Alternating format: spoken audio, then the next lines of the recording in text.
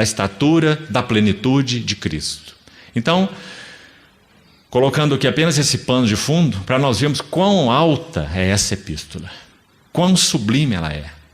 Lá no capítulo 5, quando ele entra nas questões da família, acabamos de ouvir nosso irmão compartilhar de maneira maravilhosa isso aqui, na primeira sessão. Quando ele trata da família, lá no capítulo 5, observe o que ele faz nessa carta, conforme ouvimos. Lá no capítulo 5 está a família. Primeiro 3 capítulos de visão celestial. Por que nós fomos chamados? Qual é realmente o nosso chamamento? Qual é a nossa posição em Cristo? Então lá na frente ele vai dizer, olha, se é assim, então se Cristo é a vida de vocês, se vocês estão sentados com Ele, se Ele é a vossa vida, então maridos, amai vossas mulheres como Cristo. Vocês não estão em união com Cristo? Então amem suas mulheres como Cristo, porque Cristo é a nossa vida.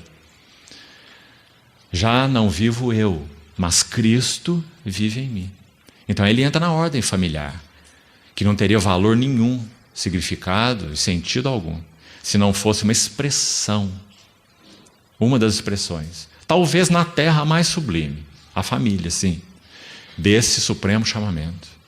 Então, como também falávamos ontem, se a família gira em torno da própria família, como se a família fosse o supremo propósito de Deus, a família está falida, porque ela não é o supremo propósito de Deus, ela está inclusa no supremo propósito de Deus.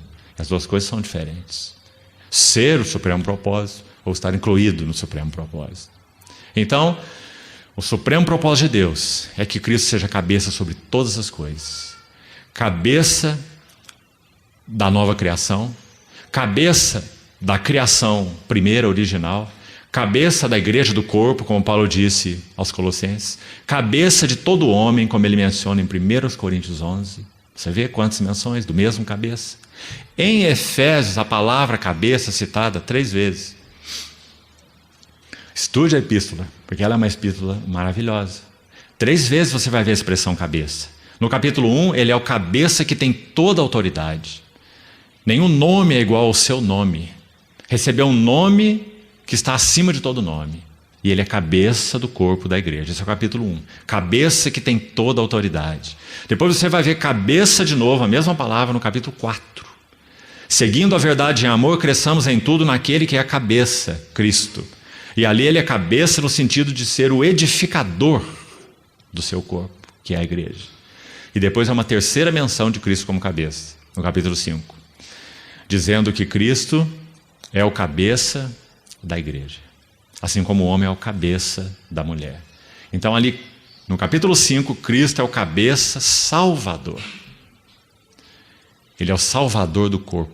Cabeça que tem toda a autoridade sobre todas as coisas. Esse mesmo é o cabeça da igreja. E esse mesmo é o salvador da igreja. Esse é um título maravilhoso de Cristo. Nós o conhecemos como salvador de todos os homens. Salvador da humanidade, não é? Mas em Efésios 5 é o único lugar em que ele é chamado de salvador do seu próprio corpo. E ele salva o seu corpo, segundo aquele texto, alimentando-o e cuidando dele. Ninguém odeia sua própria carne, antes alimenta e dela cuida, assim como Cristo faz com a sua igreja. Porque somos membros do seu corpo, e alguns manuscritos antigos vão acrescentar, da sua carne e dos seus ossos. Não é maravilhoso, irmãos?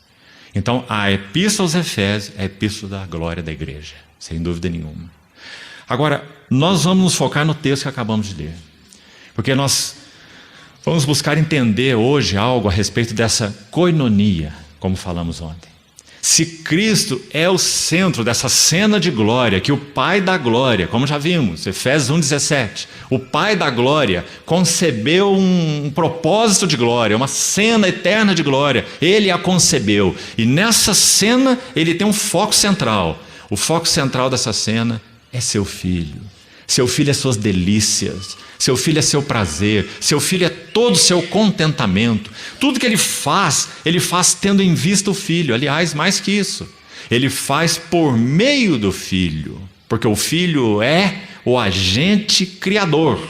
Sem Ele, nada do que foi feito se fez. Nele tudo subsiste, tudo foi feito por meio dEle e para Ele. Ele é a esfera da criação, ele é o agente da criação e ele é a razão da criação. Segundo vimos ontem em Colossenses capítulo 1. Então o Filho está no centro da cena de glória. Mas então aí nós ficamos admirados, porque há algo mais. E esse algo mais é que quando Deus planejou essa cena de glória, sendo o Pai da glória, Ele planejou unir ao Filho um corpo de redimidos. Que seria para Ele, na verdade, duas coisas. Seria, por um lado, a sua noiva, o seu complemento, a sua contraparte. E lembre-se, não é porque o Filho precisa de alguma coisa. Não é complemento para suprir uma necessidade. Ele é Deus todo-suficiente e todo-poderoso. O privilégio é o nosso. Nós fomos chamados para ser dele um complemento, no sentido de que ele iria repartir a sua glória toda suficiente com este corpo de redimidos. Privilegiados somos nós de pertencermos a ele e de termos essa sua glória partilhada conosco. Melhor seria usarmos essa palavra. O novo homem da nova criação. Assim, Paulo vê a relação de Cristo com a igreja. Ele vê um novo homem corporativo. A cabeça desse novo homem é Cristo. Já está sentado à destra do trono de Deus. E o corpo tem muitos membros. 1 Coríntios 12:12. Corpo tem muitos membros. Assim com respeito a Cristo. Ali naquele texto, Cristo é corporativo, né? Não se refere ao Cristo Jesus pessoal, mas esse Cristo corporativo, o novo homem da nova criação. Então, nesse texto que lemos, nós vamos destacar aqui duas palavras para nos determos com mais detalhes nelas. A primeira é a palavra dispensação. Nós já vamos localizá-la aqui. E a segunda é a mesma palavra, no versículo 9, dispensação. Só que na língua original são duas palavras. Então, no verso 2 do capítulo 3, Efésios 3:2, veja aí. Se é que já tendes ouvido a respeito da dispensação, da graça de Deus a mim confiada para vós outros. Essa primeira palavra, vamos explicar um pouco sobre ela, entendermos, ver o que tem a ver conosco, no que concerne ao nosso chamamento, que grande responsabilidade nós também temos, assim como o apóstolo Paulo, nesse sentido da dispensação de Deus, e vamos buscar explicar o sentido dessa palavra. A palavra no original é oikonomia. Nós sabemos que oikos é a palavra para casa no grego. Oikonomia seria a norma da casa, a lei da casa ou a economia da casa mesmo. De onde vem nossa palavra economia, oikonomia. Então é a palavra usada para dispensação no versículo 3. Paulo se vê então como um oikonomos. E aí vamos explicar o que é um oikonomos. Isso tem a ver com o nosso chamamento. Num amplo espectro, todos nós somos oikonomos na casa de Deus. Não há nenhum membro inativo no corpo de Cristo. Todos somos responsáveis diante da revelação tremenda que tivemos da parte de Deus. E Ele abriu nossos olhos. E nós não podemos ignorar. Nós não estamos participando numa membresia de um corpo eclesiástico institucional. O Senhor tem nos aberto os olhos e nós temos visto a cabeça e o corpo e o significado desse novo homem da nova criação.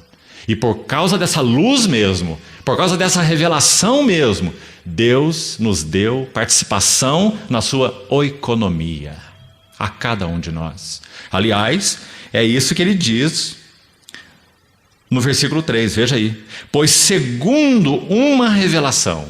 Nós sabemos que a do apóstolo Paulo foi muito específica, muito clara, muito profunda. Nós sabemos que depois dessa revelação, sabe o que aconteceu com ele? Não se apresse, irmão, viu? Nos assuntos espirituais. Depois que Paulo foi encontrado pelo Senhor no caminho de Damasco, ele ficou 11 anos como um livro fechado na prateleira de Deus. 11 anos. 3 anos na Arábia. O que será que Paulo estava fazendo na Arábia? Né? Escondido, quem sabe, em alguma caverna lá. Mais 8 anos, muito provavelmente, em Tarso, que era a sua cidade natal. Porque lá ele aparece em Atos 11. Quando Barnabé vai a Antioquia, saindo de Jerusalém como um enviado, para saber o que estava acontecendo em Antioquia. Porque a obra de Deus estava proliferando lá de uma maneira maravilhosa e os judeus, de certa forma, escandalizados, porque eles eram gentios. Então Barnabé chega lá, vê a